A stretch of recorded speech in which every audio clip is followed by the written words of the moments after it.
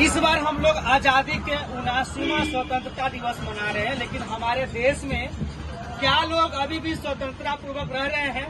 क्या लोगों की उसी तरीके से आजादी मिली है जैसा कि हमारा देश अंग्रेजों से आजाद हुआ?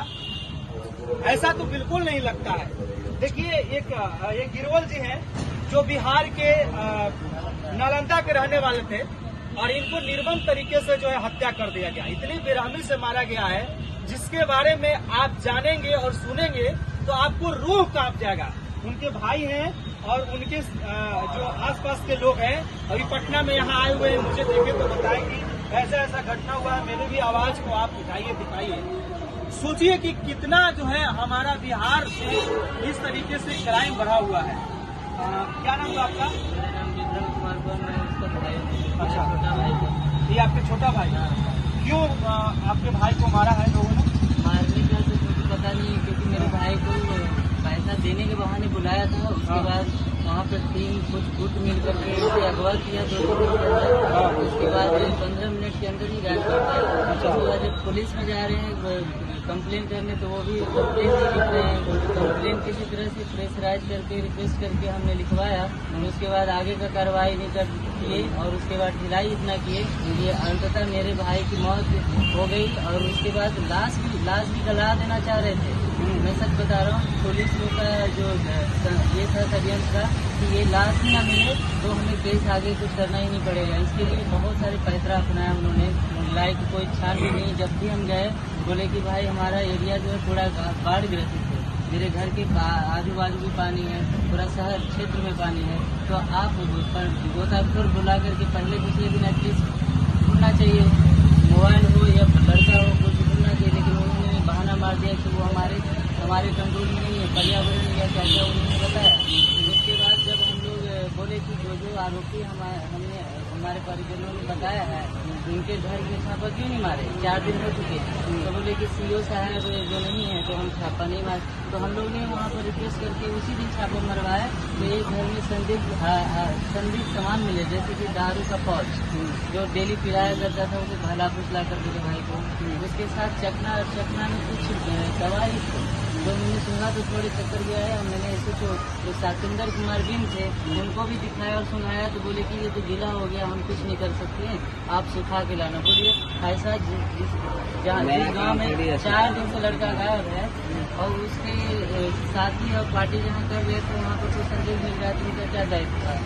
उसको ले जाना, नहीं ले गए, वो छोड़ दिए। तो हमने उसे संभाल कर जरूर रखा है।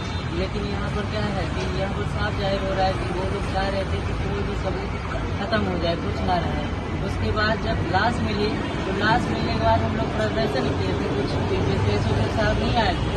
हमारे भाई का लाश मिलने के बाद विशेषज्ञ साहब नहीं आया, थाना चकेरा जो हमारा है वो नहीं आई। तो हमने बोला कि क्यों नहीं आया, आना चाहिए, वो आया पहले तभी हमारा भाई का लाश जाएगा। फिर एसपी साहब से भी रिक्वेस्ट किया कि एसपी साहब भी आ जाए ताकि हम लोग कुछ बात रखें कि आगे की कार्रवाई सही से वो तो नहीं आया। इसलिए क्या है, डीएसपी साहब कल कॉल करके कुछ सवाल करने के बाद हमें उल्टा धमका रहे थे। बोल रहे थे कि जो आप लोगों ने लाश रोक करके किया था वो इलीगल था, उसके सारे वो वीडियोज एंड फोटोज हमारे पास है। आप लोग ज़्यादा कुछ सवाल जवाब करेंगे तो आप लोग को समझ लीजिए क्या हो सकता है। ऐसा साफ साफ बोला है। हम लोग उसको दूसरे मोबाइल में वीडियो रिकॉर्ड भी किए थे, क्योंकि हम लोग जो भी आजकल काम कर रहे हैं सारा रिकॉर्ड करते हैं विद परमिशन विदाउट परमिशन, जो भी हम अपना सेफ्टी के लिए करते हैं। क्योंकि हमें किसी भी नालंदा के प्रशासन में किसी पे भरोसा नहीं है, क्योंकि वहाँ का जो चाल चलन है आप लोग ही बता सकते हैं कि मेरे गांव में 3 गाड़ियाँ भेजी गई थी सुरक्षा के लिए। मेरे भाई की लाश मिलने के बाद उससे पहले एक भी जिप्सी नहीं थी, ठीक ना, मिल गया लाश तो 3 गाड़ी आई मेरे गाँव में। मेरे घर से 400 मीटर मैक्सिमम होगी खड़ी। तो रात के 1:30 बजे हमारे घर पर 3 बंदूक लेकर के गमछा बांध करके आक्रमण करने आती महिलाएं हमला करती है। तो मैं जो है डीएसपी साहब को कॉल करता हूँ, डीएसपी साहब कॉल भी उठाते हैं और वहाँ से 400 मीटर से ट्रैवल करने में उन पुलिस कर्मियों को 40 मिनट लगते हैं। इस पर जब मैं एसपी साहब से सवाल करता हूँ तो आप लोग सुनिएगा क्या उनका जवाब था कि आप अपने घर पे सीसीटीवी कैमरा लगा लीजिए। बोलिए, सीसीटीवी कैमरा लगा लेने से क्या वो रुक जाता? दूसरा सवाल किया कि देखिए आपके एसएचओ जो सत्येंद्र कुमार जी ने मुद्दा मिलने के अगले दिन उन्होंने बयान दे दिया कि 40,000 के बदले 7 लाख रुपया मांग रहा था, इसलिए बदमाशों ने गिराई लाश। जुर्म कबूल किया ऐसा भी लिखा, तो समझिए मतलब कि आपको तो मिल गया, जुर्म करने वाला मिल गया ना, तो आगे तो कार्रवाई होना चाहिए। तो वो जब हम बात मांगते हैं तो बोलते हैं कि अभी जांच पड़ताल चल रहा है, कोई कबूल नहीं किया और अखबार में दे भी रहे हैं, तो ये क्या कर रहे हैं। हमने बोला कि ये हमारे जनता को हमारे प्रति हीन भावना उत्पन्न करने की कोशिश कर रहे हैं, जनता को गुमराह कर रहे हैं। तो एसपी साहब का जवाब सुनिएगा, वो बोलते हैं हमें दुनियादारी जनता और क्या बोलती है क्या सुनती है उससे नहीं लेना देना है, हम किसी को नहीं देखते, हमको जनता का कोई परवाह नहीं है। बोलिए, तो इससे क्या आपको समझ में आ रहा है, क्या वो एसपी साहब निष्पक्ष है या कोई पक्ष ले रहे हैं।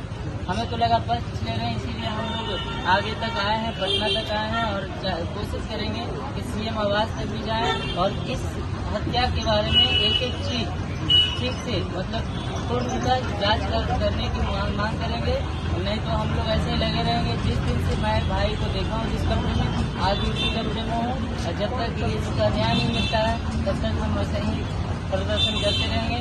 अगर आप लोग सपोर्ट करेंगे तो जल्दी मिलेगा, नहीं करेंगे तो बिहार सरकार के कानून पे विश्वास आपको नहीं है। बिहार सरकार का कानून तो होगा, लेकिन मेरे साथ जो हो रहा है वो उस पर तो विश्वास नहीं है। नालंदा में मैं आपसे ही सवाल करता हूँ, आप कोई भी थाना चले जाइए, मुख्य रूप से आप किसी भी तरीके से आप साफ जानते होंगे कि वहाँ का थाना का SHO हो या छोटा बाबू हो, घूस लेते हैं या नहीं लेते हैं। इसका एग्जाम्पल DGP साहब खुद देखिए, जहानाबाद में एक दरोगा का सुसाइड हो गया, एक दरोगा सुसाइड कर लिए, और DGP साहब जनता दरबार में एक व्यक्ति को एग्जाम्पल दे रहे थे कि देखिए ये दरोगा जो है सुसाइड कर लिया। बोलिए, अपनी बीवी को वो UPC करवा रहा था, UPC करवाने की क्या जरूरत थी। वो तो अपना पॉकेट की बीवी चेक कर लेते सामने तो गदगद रहती, क्यों UPC पागल था क्या। इससे क्या है, कटाक्ष जरूर है, लेकिन क्या बताना चाह रहे हैं कि सभी को पता है कि ये लोग घूसखोर हैं। नीतीश कुमार जी बोल रहे हैं आप लोग को प्रशासन पर भरोसा है या नहीं। देखिए, पटना प्रशासन पे तो हमें भरोसा है, लेकिन नालंदा प्रशासन पे हमें भरोसा नहीं है। क्या करते थे आपके भाई। मेरा भाई पटना के सिटी सेंटर मॉल में एक आउटलेट खोला है, मैरिनट बस करके, मैं भी उसी में रहता हूँ, वो भी वहीं रहता था। लेकिन लड़के लोग 3 दिन पहले बुलाए थे, 4 दिन पहले 30 जुलाई को गया था 12 बजे दिन में। उसके बाद 30 जुलाई को रात में 9 बजे पार्टी होता है, 31 जुलाई को होता है, 1 अगस्त को होता है, और 2 अगस्त को 9:57 के बाद और 10:15 16 सेकेंड के अंदर 50 सेकंड के अंदर उसे इस तरह से गिरफ्त कर लिया जाता है कि किसी को काम खबर नहीं होती। आप लोग कौन है आप लोग के दोस्त कहाँ से आप लोग आए। हम लोग पटना से ही हैं। हम लोग उनके आउटलेट पे जाते आते रहते थे और हम लोग के साथ बहुत अच्छा नेचर था, बहुत अच्छा बिहेवियर था। और उसके बाद हम लोग जब से देखे इस घटना के बारे में, जब से सुने, हम लोग को नींद नहीं आ रहा है रात में, उनका चेहरा आ जा रहा है बार बार। बाकी आप इमेजिन कर सकते हैं कि जिस घर का बेटा और जिस घर का भाई मरा होगा उस घर का हालत क्या होगा। और उस घर वालों के साथ प्रशासन इतनी संवेदनहीन तरीके से संवेदना है ही नहीं, प्रशासन को संवेदना है ही नहीं कि परिवार वाले का बेटा मरा है, परिवार का भाई मरा है। इतना संवेदना तो जो नहीं जानते उनको भी होना, जिनको कोई रिस्पॉन्सिबिलिटी नहीं होता है उनको भी इतना संवेदना होता है, लेकिन प्रशासन को जरा सा भी संवेदना नहीं है। और यूजली वो बात कर रहा है फैमिली मेंबर, डरा रहे हैं हमें, डरा रहे हैं, हर एक एंगल पे डरा रहे हैं। DSP साहब जो ऐसी बात कर रहे हैं, बोलिए। पोस्टमार्टम रिपोर्ट में उन्होंने 10 मिनट के अंदर तो पोस्टमार्टम कर दिया, हमें किसी को जाने नहीं दिया। दूसरी बात, जब हम बोले कि कब तक रिपोर्ट आएगा तो बोलते 10 से 15 दिन लगेंगे।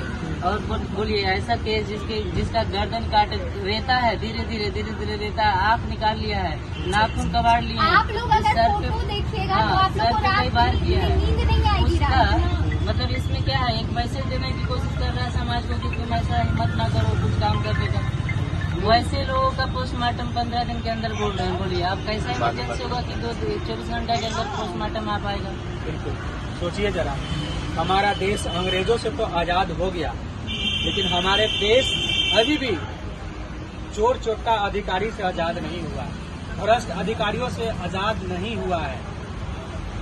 बाकी आप लोगों को क्या कुछ कहना है, आप अपना राय विचार जरूर दीजिएगा। आप देख रहे थे सीके टीवी इंडिया। नमस्कार, जय हिंद।